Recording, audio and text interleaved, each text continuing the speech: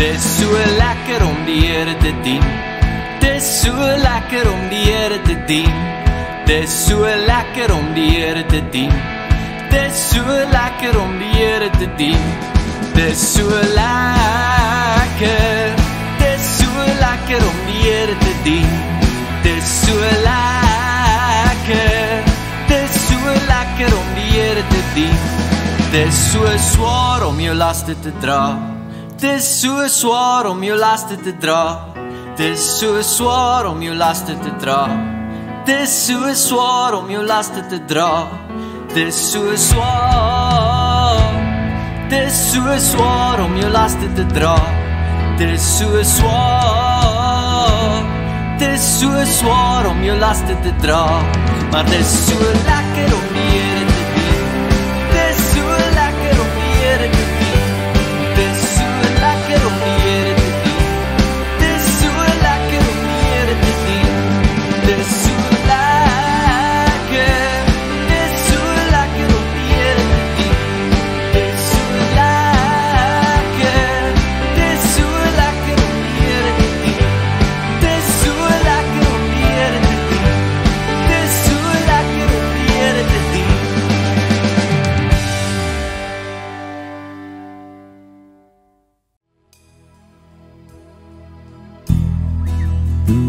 My God is so groot, so sterk en so magtig, daar's niks wat my God nie kan doen.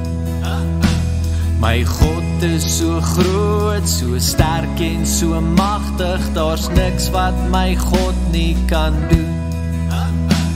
Die berge maak hy, die riviere daarby, die see en alles daarin. My God is so groot, so sterk en so magtig, daar's niks wat my God nie kan doen.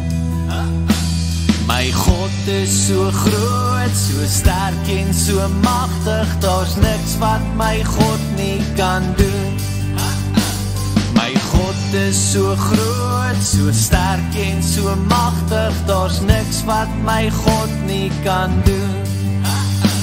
Die berge maak hy, die riviere daarby, die see en alles daarin. My God is so groot, so sterk en so magtig, daar's niks wat my God nie kan doen. Daar's niks wat my God nie kan doen. Daar's niks wat my God nie kan doen.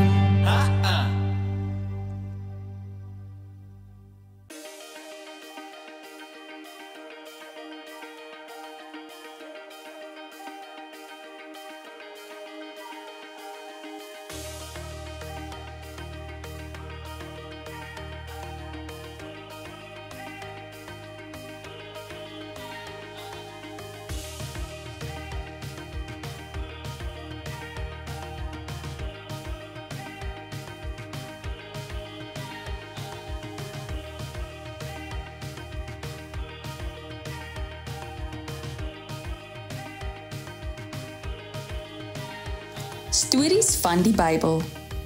Moses en die brandende bos. Hierdie is Moses.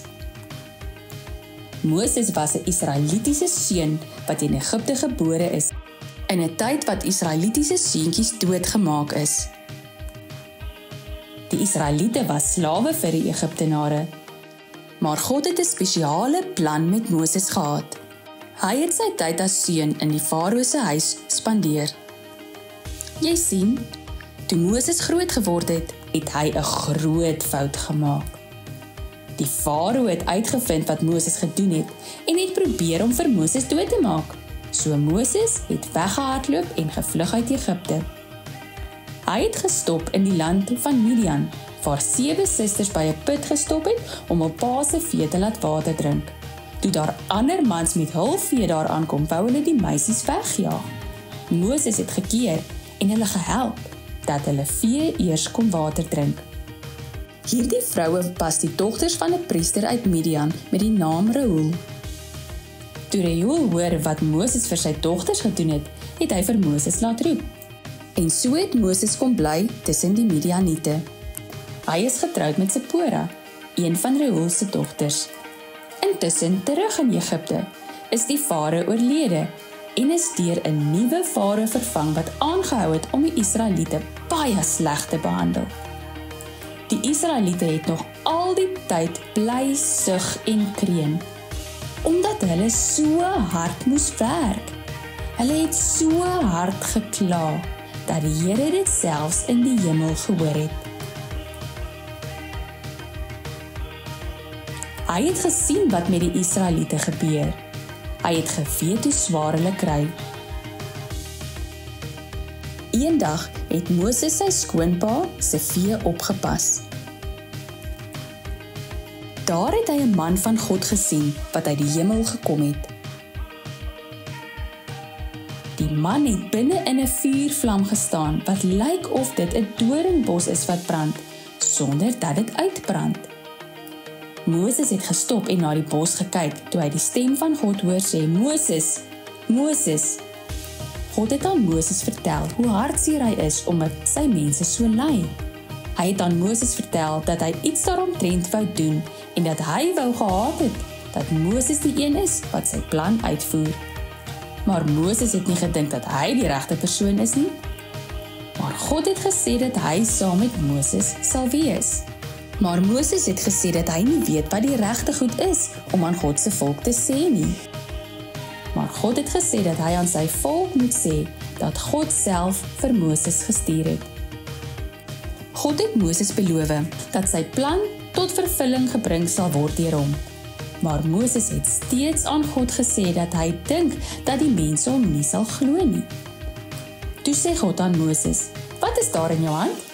Moses het geantwoord, "'n staf." God het vir Moses beveel om die staf op die grond te gooi.